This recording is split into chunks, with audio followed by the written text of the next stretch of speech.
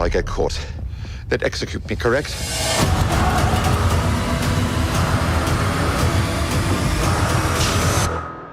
How was your day? Oh, it was fine.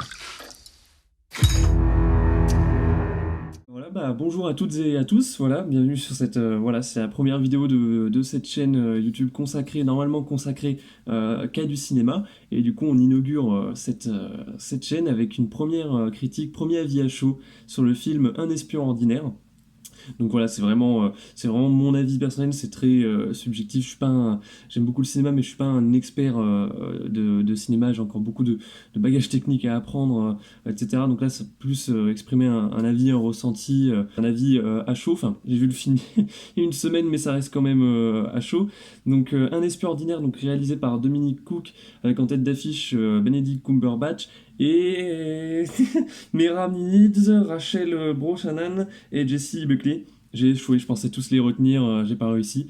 Donc c'est un film historique, c'est un film inspiré de faits réels, donc inspiré de faits réels par rapport à la vie du personnage principal, donc du coup inspiré de faits réels, mais où il y a une base après de fiction amenée aussi au niveau de l'écriture des personnages et de la façon dont on réussit à raconter, voilà. Pour refaire un récap quand même du film, donc le film raconte l'histoire d'un homme d'affaires tout à fait ordinaire, enfin d'un représentant de commerce qui a l'habitude de voyager justement dans les pays de l'Est en période de guerre froide, pour justement pour des rendez-vous d'affaires, pour représentants de commerce dans l'industrie, voilà, donc pour avoir des contrats, etc. Mais du coup, donc il passe toujours inaperçu dans les pays de l'Est parce qu'il est vraiment là-bas que professionnellement pour son travail. Il fait abstraction du tout le contexte géopolitique des années 60, parce que le film se déroule bien, voilà, donc comme je l'ai dit, en période de guerre froide dans les années 60. Au moment où la tension entre les États-Unis et l'URSS est à son comble et que c'est la vraie course à l'armement nucléaire, et il y a même la crise de Cuba qui est abordée, enfin qui est même traitée dans le film, ça fait partie de la tranche d'époque à un certain moment. Donc waouh, je m'étale pas mal sur. Donc c'est le représentant du commerce, donc qui a pour habitude de voyager dans les pays de l'Est en période de guerre froide, juste pour son boulot, il mène sa petite vie tranquille, mais à un certain moment il est approché par un partenariat qui est entre le MI6 et la CIA, justement, qui sont en recherche de stratégies d'espionnage plus innovantes qu'avant, voilà, pour vraiment passer inaperçu. Et du coup, qui de mieux que quelqu'un de tout à fait ordinaire, voilà, pour justement le faire entrer en URSS et qui continue de garder cette couverture qui est pas une couverture pour lui, qui est sa vie en fait, de juste voyager en homme d'affaires, mais qui voilà, prend des paquets, fait passer à certaines personnes, qui fait un petit peu d'espionnage, voilà. Avec le souci avec les films historiques, c'est qu'on connaît la fin en soi, voilà. Surtout quand ça veut raconter vraiment que l'histoire se déroule sur une certaine tension et un peu une incertitude des personnages principaux sur le côté justement de la crise historique. Souvent les personnages principaux sont en flip total par rapport à comment va se terminer la crise de Cuba, où est-ce que ça va mener la guerre froide, est-ce que la guerre nucléaire va finir par se déclarer, etc. Nous forcément en tant que spectateurs on connaît le dénouement de l'histoire. On sait comment va se terminer la crise de Cuba, on sait le dénouement de la guerre froide. Donc c'est pour ça, c'est toujours ça qui est risqué, où il y a un travail à faire sur ce genre de film, surtout dans cette période-là, qui est raconté, c'est de réussir à bien traiter, surtout que ça a été fait, il y a beaucoup de films historiques qui ont été faits là-dessus, c'est de le raconter de manière avec une certaine innovation dans le récit. Le film, en fait, il prend le parti pris de vraiment se centrer, même si on présente dès le début du film, dès le début du film, on nous présente bien le contexte géopolitique, la tension et l'ambiance directement, où est-ce que ça en est, à quel moment au niveau politique, quel niveau de tension on est. Et du coup, donc ça met déjà cette base bien là, mais le film d'un coup se concentre bien plus sur les personnages principaux, sur le personnage principal incarné par Benedict Cumberbatch notamment. Je connais plus le nom du personnage, mais Mais voilà, donc c'est beaucoup en fait centré sur le développement de ce personnage principal là, et il y a un côté assez intimiste. En fait, le film pourrait facilement prendre le parti de vraiment raconter les grandes lignes historiques et d'être assez superficiel dans le traitement des personnages. Et vu que c'est inspiré de faits réels, bah, de suivre l'autoroute du réalisme, le film se concentre beaucoup sur le personnage principal, sur sa vie personnelle, et il y a une bonne évolution de personnage. Il y a une évolution psychologique il y a, par rapport à un rapport de cause à effet avec ce qu'il vit, ce qu'il traverse, ce qui est nouveau pour lui, où c'est bien retranscrit, on voit des impacts et des conséquences dans sa vie personnelle, dans sa vie de couple, et dans ses relations avec les gens, dans la manière dont il voit même son travail, de comment il gère ses voyages aussi également. Donc il y a un certain... je ne vais pas spoiler justement, je spoilerai peut-être plus vers la fin. Mais en tout cas, le traitement du personnage principal et son développement est bien retranscrit. On s'y attache et on y croit. En fait, on y croit. Donc oui, il y a une base. En fait, parce que je redis, ça tiré de faits réels, mais je suis pas allé vérifier si tout ce qu'a traversé le personnage principal dans le film, c'est vraiment passé. Je parle du côté vraiment intime.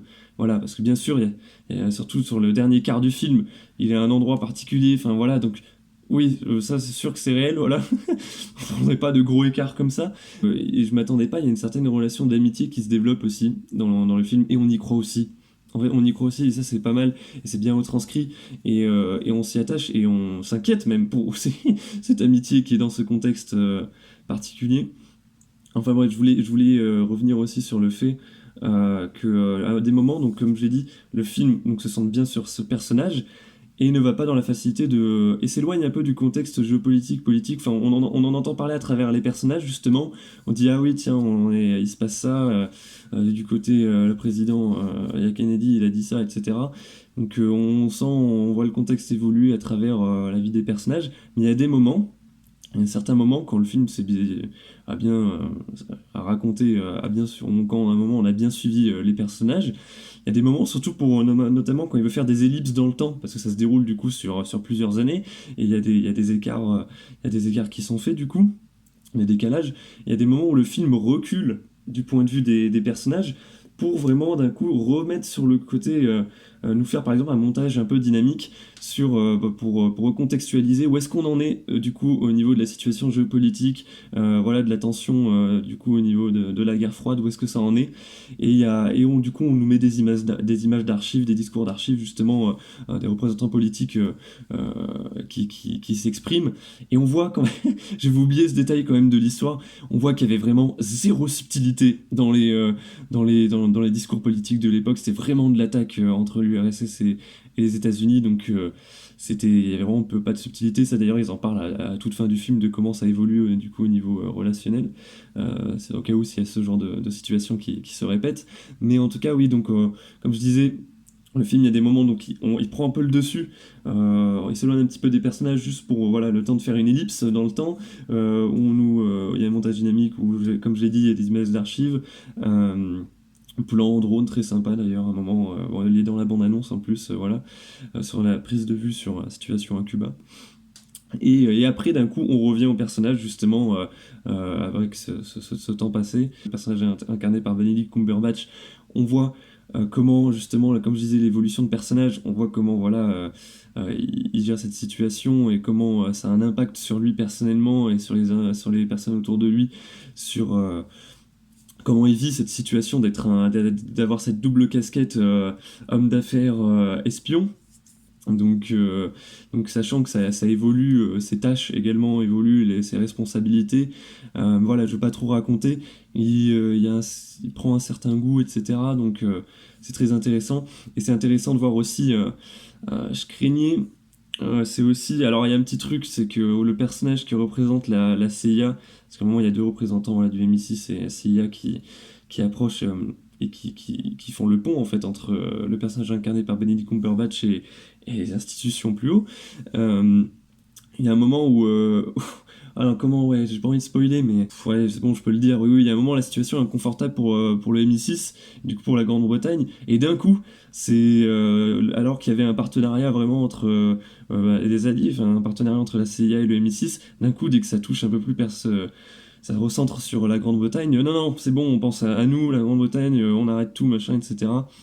Et, euh, c'est là que d'un coup, la CIA est un peu plus vue comme eux qui ont la bonne raison, qui ont en plus la bonne façon de penser. Non, non, il faut faire ce qui est bien, etc. Ah, c'est pas. C'est un peu superficiel, c'est un peu en mode. Ah, vous êtes un peu les tout gentils, etc. Sachant que, bon, mais bon, il y a quand même une ligne directrice, vu que c'est inspiré de faits réels, il s'est passé vraiment quelque chose par la suite, où il y a un plan, là pareil, le film m'a étonné, mais ça c'est parce que je connaissais pas l'histoire de l'effet réel de base sur cette histoire-là. C'est que, il y a un moment, il y a tout un processus où on sent qu'on approche la fin du film, il y a une situation qui doit se débloquer, il y a une situation qui est critique pour les personnages principaux, et dans voilà beaucoup de films qui se basent sur des faits historiques mais qui inventent leur fiction, voilà le plan réussi, il y a tout un stratagème espionnage etc. Qui est mis en place pour sauver les personnages etc. On s'attend à ce que ça marche etc. Je dis beaucoup le mot etc. On s'attend à ce que ça marche. Et bah non, il y a la réalité des choses, il y a un certain réalisme qui fait que non, ça se passe pas comme on le prévoit, etc. Et il y a des conséquences assez. Et c'est là bah, vraiment où l'aspect inspiré de Ferrell revient bien en pleine face, c'est que voilà, il y a des conséquences assez dramatiques sur certaines choses. Et ça, allié au fait, donc les conséquences de l'aspect réel sur lequel s'inspire le film, plus avec la fiction et l'écriture des personnages qui a été rajoutée au film, il y a un mix des deux, et au niveau émotion, bah, on s'attache beaucoup sur le dernier quart du film, Benedict Cumberbatch, là, il est au niveau performance d'acteur, il est sorti de la zone de confort, entre guillemets, qu'il y avait eu tout au long, première moitié du film, enfin les trois quarts du film, où enfin c'était dans sa direction d'acteur, il était dans le personnage normal, mais voilà, à un moment du film, ça sort des retranchements et c'est assez c'est très intéressant au niveau de l'ambiance, ça change sur le dernier quart du film et, euh, et voilà, donc c'est moi personnellement je le recommande bien. En plus c'est très intéressant à voir dans une salle de cinéma pour quelques scènes. Au niveau mise en scène et réalisation, c'est pas révolutionnaire. Dominique Cook, comme je l'ai dit, je crois que je me suis un peu renseigné, il est plus connu pour avoir fait la mise en scène de théâtre, plus sur le théâtral.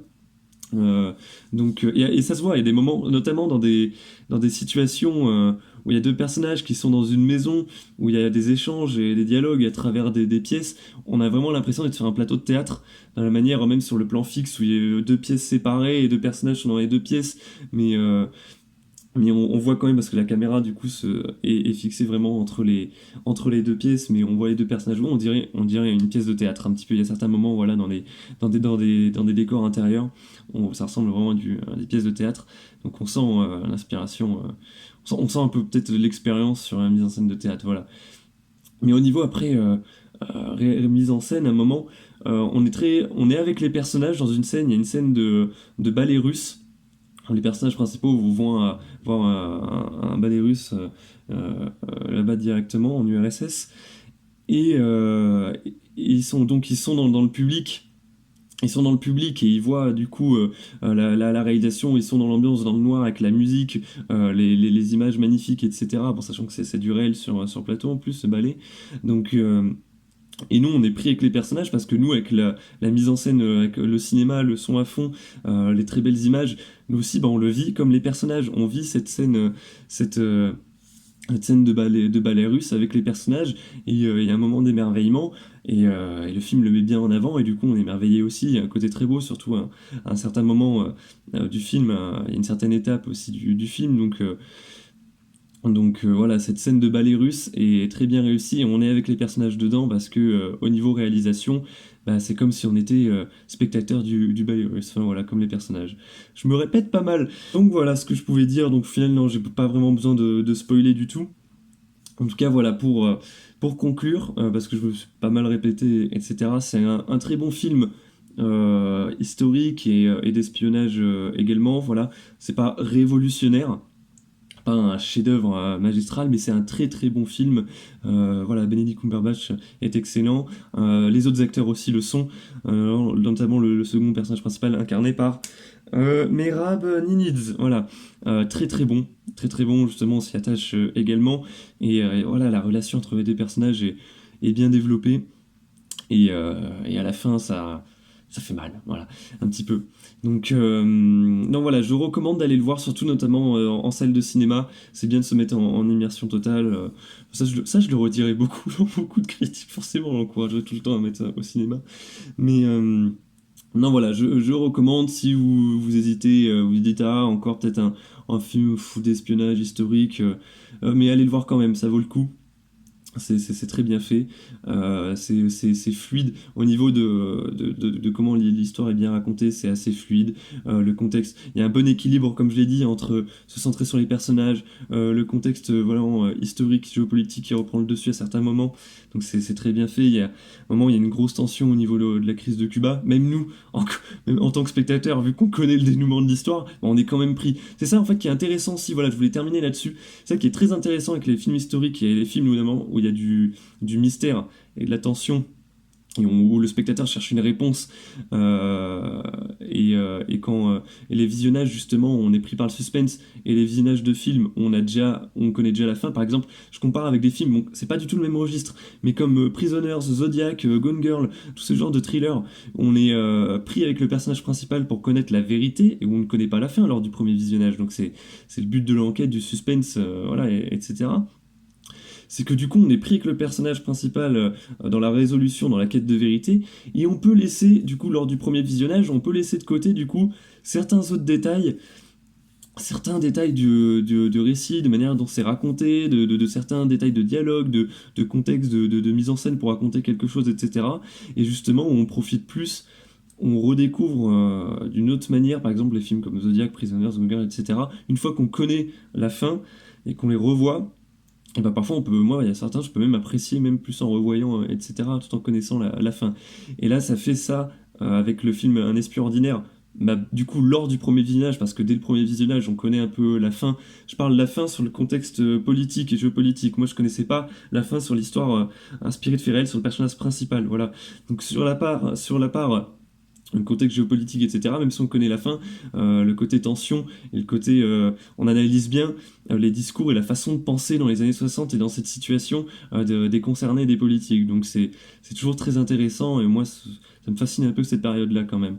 Et du coup bah, j'étais happé aussi par, vu que je connaissais pas l'autre moitié du récit sur le personnage principal, j'étais très agréablement surpris et très voilà comblé par le film voilà donc voilà je vous recommande allez le voir voilà désolé c'était peut-être voilà c'est la première critique à chaud donc j'ai dû peut-être beaucoup me répéter j'ai dû aller un peu dans tous les sens c'était peut-être un peu flou, mal expliqué à certains moments, mais voilà, je suis ouvert à toute critique. N'hésitez pas à exprimer votre avis en commentaire ou conseiller sur des trucs, mais en tout cas, voilà, ce serait sympa d'avoir une discussion sur le film avec vous.